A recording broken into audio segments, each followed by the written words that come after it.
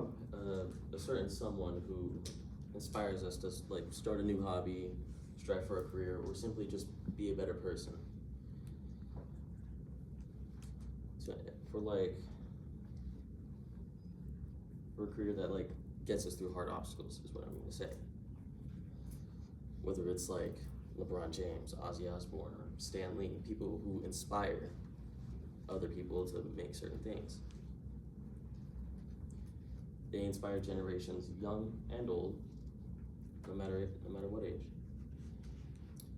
As a learning guitarist, I take a lot of inspiration from the heavy metal icon, Dimebag Darrell Abbott, who I don't expect you to know.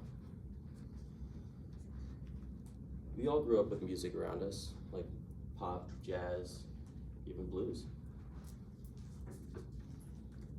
Music has shaped most of us into who we are today. Music has inspired so many people to make their own sounds, and I am one of those many people. According to the Texas State History Association, Darrell was born August 20th, 1966 in Texas. His brother, Vincent Abbott, was born 2 years prior in 1964. Him and Vincent were heavily influenced by music because their father, Jerry Abbott, was a blues guitarist. And they were inspired by the icon Eddie Van Halen, if you know him. Formerly known as Diamond Darrell, now Dimebag Darrell, he is best known for co-founding the heavy metal band Pantera in the early 80s. Also from Texas State History Association, Pantera was one of the world's most popular heavy metal bands in the 80s throughout the 90s, and helped keep the genre alive until the late 90s. And the genre is still pretty much alive today. You see Metallica performing along with Limp Bizkit, and still Pantera, they still perform. Pantera originally was a pop-oriented band featuring pop elements in their music, with Darrell as lead guitar and Vincent on drums. In 1987, vocalist Phil Anselmo joined Pantera.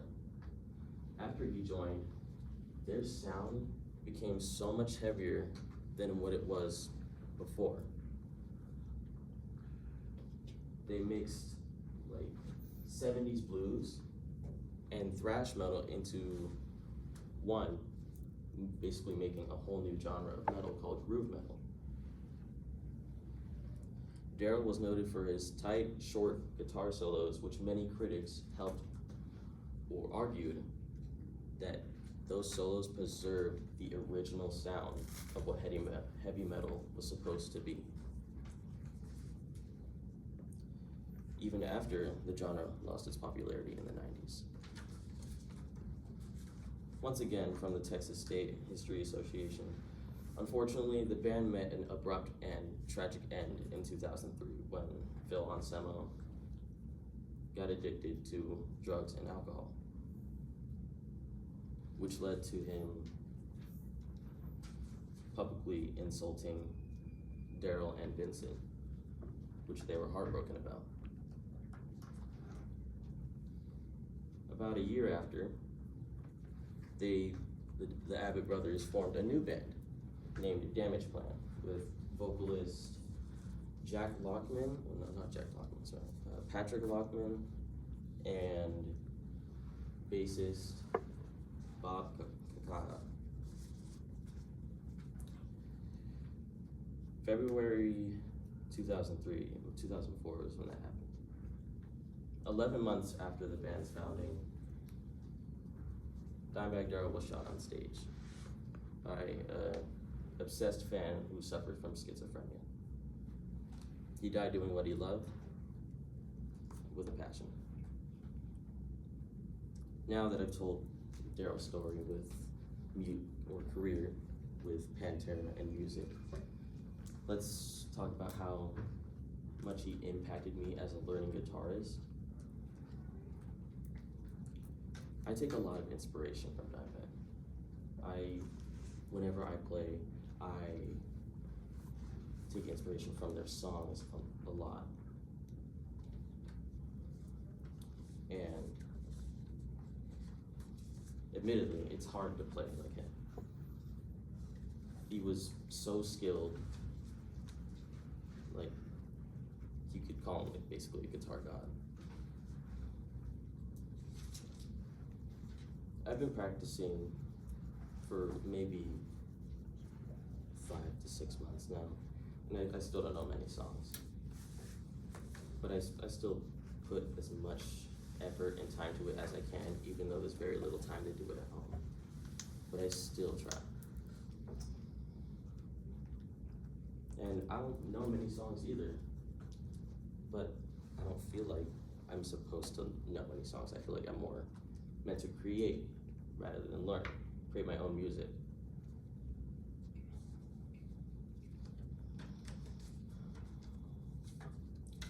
To wrap this all up, today I talked about Daryl Abbott's career with music and Pantera. Dimebag was an influential guitarist who still has an impact on newer guitarists of this generation. I am part of that generation. Now I'll leave you with a quote from Eddie Van Halen when he attended Dimebag's funeral. Dimebag was an original.